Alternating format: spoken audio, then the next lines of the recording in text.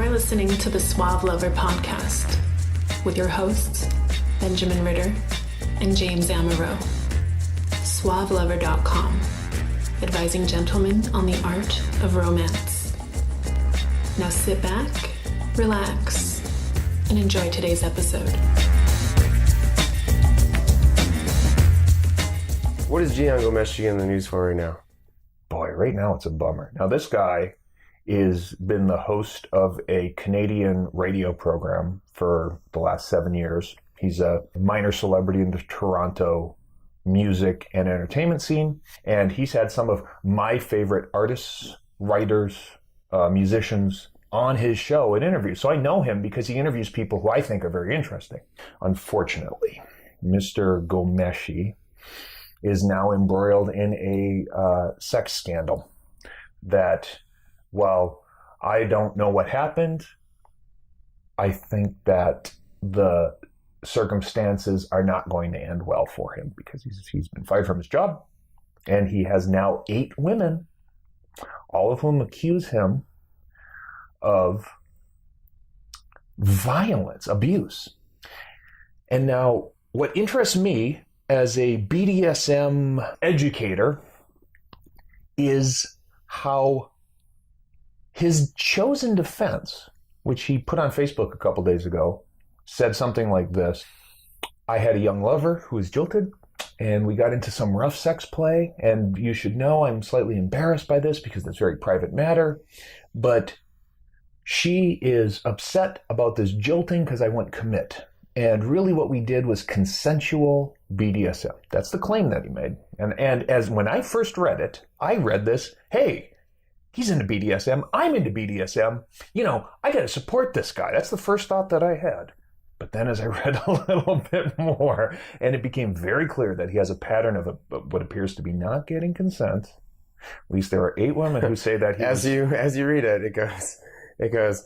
You get defensive as a man, and especially totally. as a sexual educator, from Totally. as myself, and at least it's probably more identifying for you. Yeah. Or you can identify probably more with it than I can. But even reading it in the beginning, it was like, what? Defensive.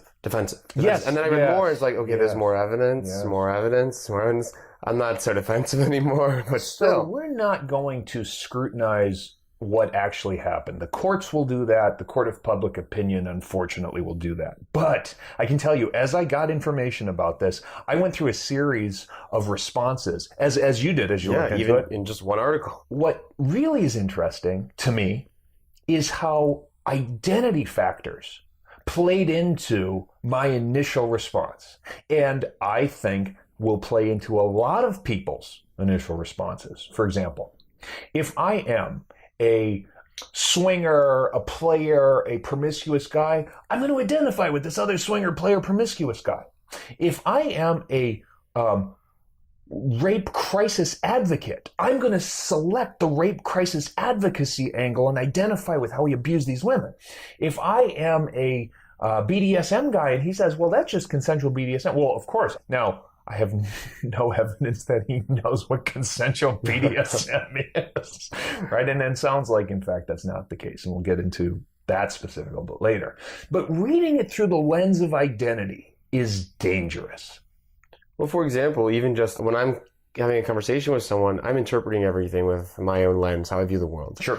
And the moment someone says something that I feel attacks my self-confidence, maybe it's about my physical image, Sure. maybe it's about my cultural background, maybe that's the color of my skin. Maybe they weren't trying to offend me. Maybe they were just saying something. I get defensive. It affects who I am. It affects my self-confidence. It affects my self-image. And I'm reacting poorly. I'm reacting inappropriately. I'm not really understanding the situation because I'm so in my own little head and my own defensiveness, I guess. Sure. Self-identity. Ego defenses. I mean, they're there for a reason. The thing about ego defenses is not that they're bad. It's that they're counterproductive when misunderstood. So you have a natural identity. In part, it's going to be cultural. In your case, it's Jewish. In my case, I strongly identify as Polish and Swede. They're strong identity constituents. We both identify as male, although it's not outside of either of our imagination to imagine ourselves being, let's say, female let's say black, let's say lesbian, any of those things we have the ability to imagine, but when imposed on us from the outside, we respond with, no, that's not me, as in an ego defense, an identity mismatch, and we resist it. I've noticed through this transformation from being who I was to the coach that I am now, the knowledge, the self-awareness helps. Obviously, still, while I was reading this article, it doesn't completely take away the fact that I'm still self-identifying when I'm reading things, but it does help to understand what my identity is and to understand that I will react defensively to these conversations and topics. For example, I don't have conversations about an Israeli-Palestinian conflict. Why? Because I know that I self-identify so strongly with one side. You're a little invested in that I can't really have a good conversation, that it affects me too much as a person. Yeah. And I've accepted that. Instead of working through it, I just avoid it. This becomes a little bit insightful in a broad sense in the following way.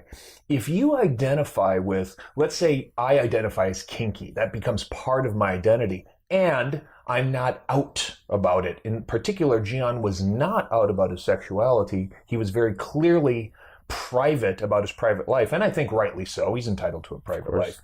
But if you're afraid of being outed for some aspect of your identity, and by the way, identity, whatever big constituents of grouping, your in-group status that you choose. I mean, some people's identity is wound up with their class, where they consider themselves as far as income, their geography. You know, when the Sox lose, I get a little antsy. I don't like that, right? So your identity can be located. Identity of, I even consider my perspective on open relationships, my perspective on monogamy. I consider that an identity, and I can see myself automatically siding with someone that maybe cheated or did something that wasn't proper for the relationship, saying obviously something was wrong. Obviously that relationship had issues, instead of that person did something wrong. Right. So when the identity gets threatened because it's a belief structure or an ideology that you hold, Heinz Kohut, the psychoanalyst, called it narcissistic rage, and he clarified it, I think, as something happens to your self-esteem where, because the thing that you identify with is denigrated, you're personally denigrated, and all the ego defenses fire off.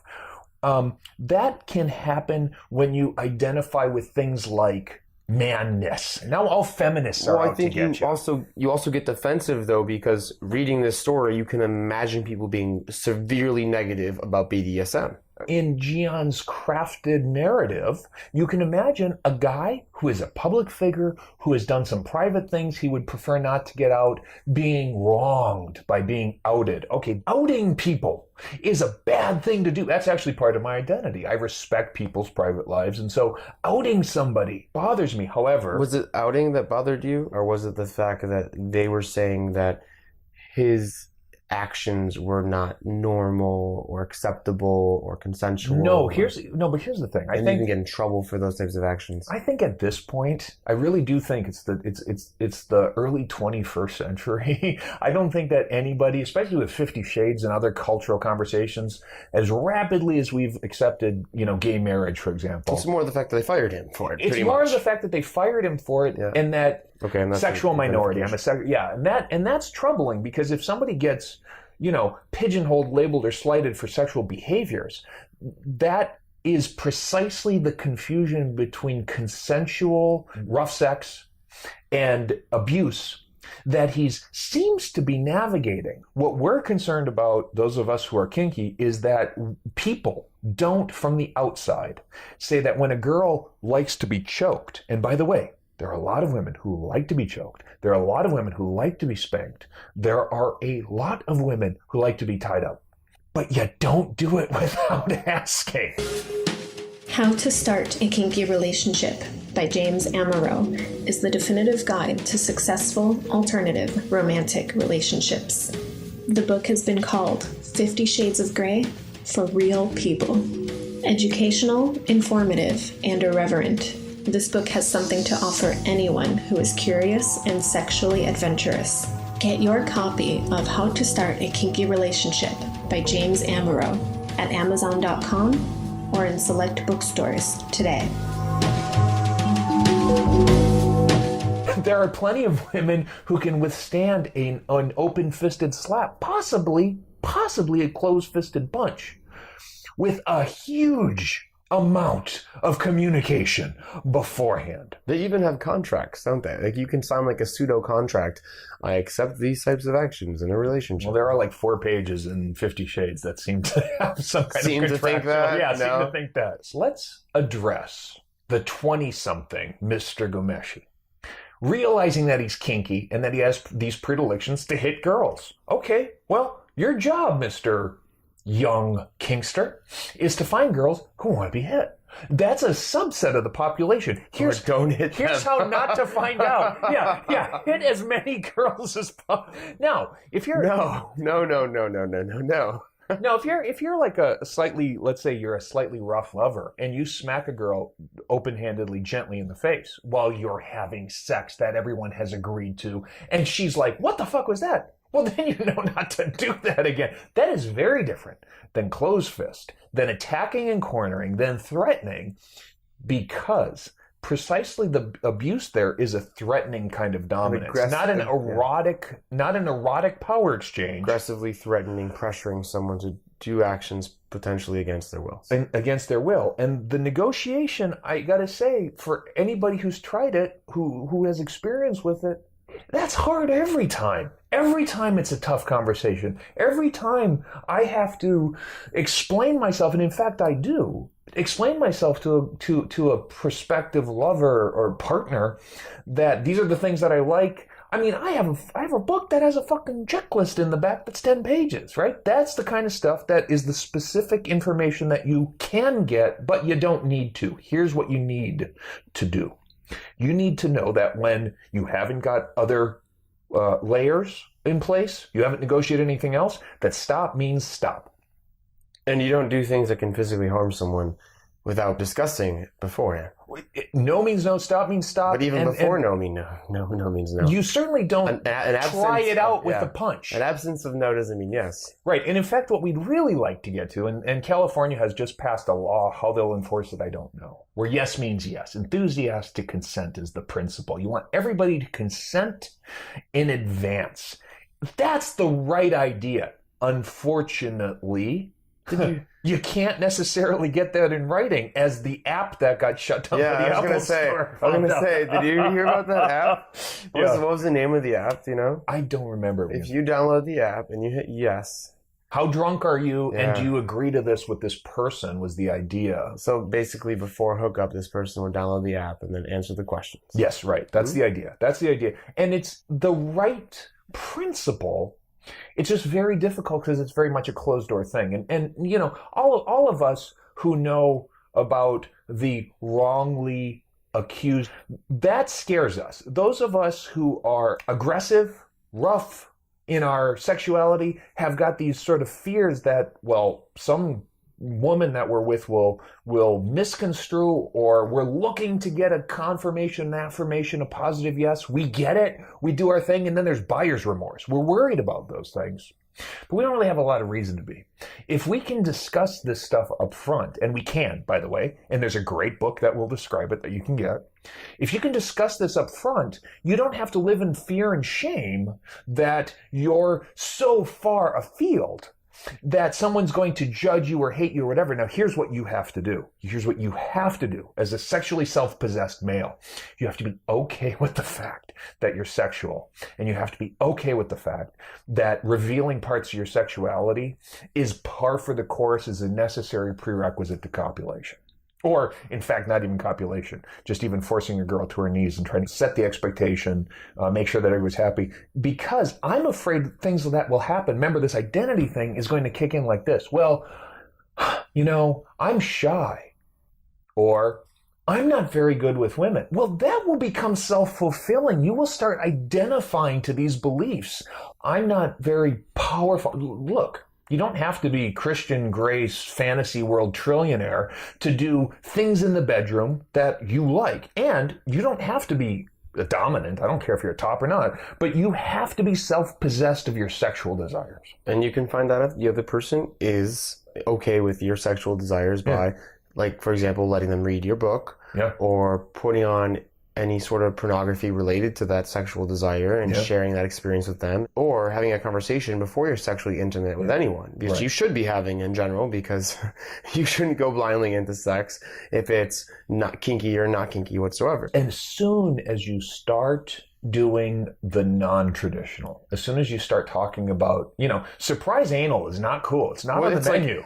The worst thing you can do is have like drunken sex or be inebriated before you have this conversation.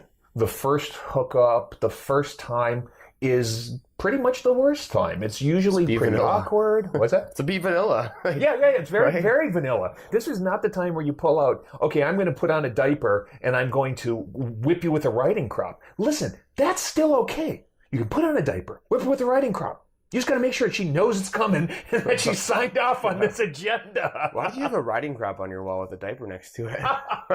Oh, we haven't talked about yet. That's for date 4. Again, I'm trying not to pass judgment, but I'm having a visceral response to this guy, right? And that's the thing, is my first visceral response was extremely defensive. It was, this is a poor, innocent guy who is being wrongly accused. And then my next response as I get into it is, he could just be an egomaniac with a God complex who's abusive. Yeah. But if he wanted to do this stuff, he could have. The 25-year-old Gion's the guy I wish I could reach, would be to say, look, the stuff that you want to do ain't that crazy, ain't that bizarre. No one's going to judge you for it. You've just got to own it yourself. You got to have a conversation about it. Better believe it. Before you backhand someone. You better believe it.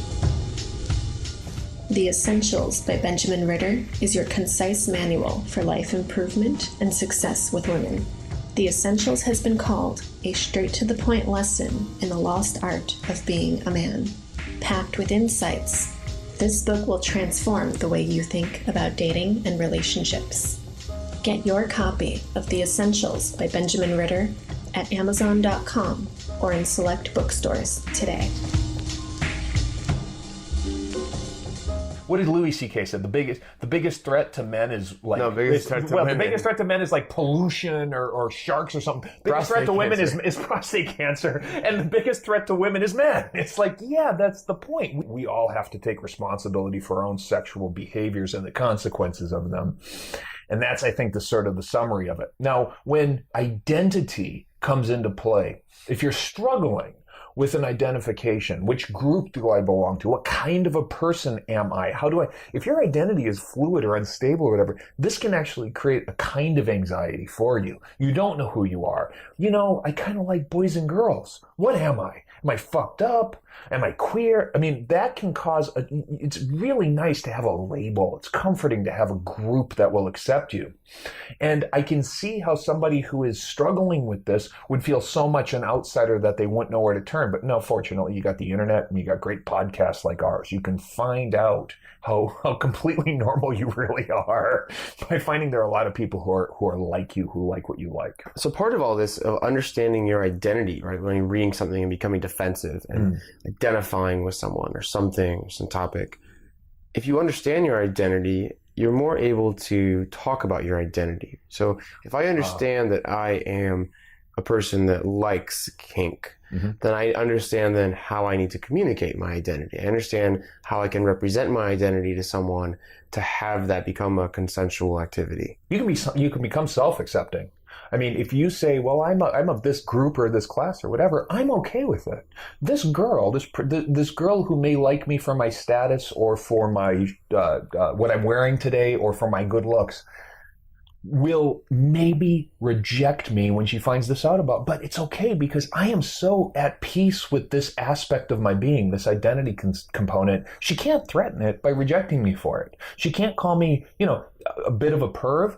Well, sweetheart, most of us who have learned that perv is a derogatory word have tried to reappropriate it. I'd much rather be called a perv than a fucking boring dude, an average schmuck, right? Trying to reappropriate these derogatory words so that all the sting is removed from them. The thought that the identity label can hurt you goes away. God, you're such a perv. You're such a player. You're such a pickup artist. Those should cause you nothing. They should cause you no damage. And what's so great about when it does cause you no damage is, look, some people may even think Suave, the brand, can be damaging to someone's reputation in a way. Yeah. I don't think so. I accept who I am. And you're told all the time, you're a very sexual person.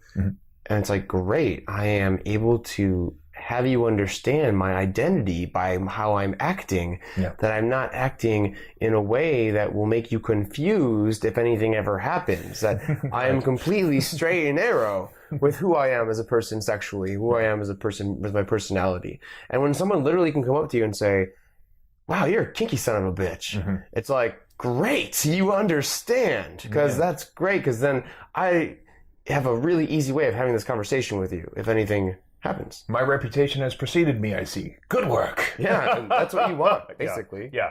In a way that you're okay with. Yeah. If you're not okay, by the way, with the kind of reputation that will precede you, act in a way that you can live with. Don't lie, don't deceive. Act in a way that you can live with. Don't do shit like surprise sex. Because surprise sex is bad for everybody. And then have experiences, have consensual experiences and conversations and meet people. And eventually you're going to come to some sort of... Eventually you're going to what now? Come to some... You're going to what? You're going to come really hard. To some sort of identity. You're going to find a way of thinking and being with respect to your own sexuality that will work.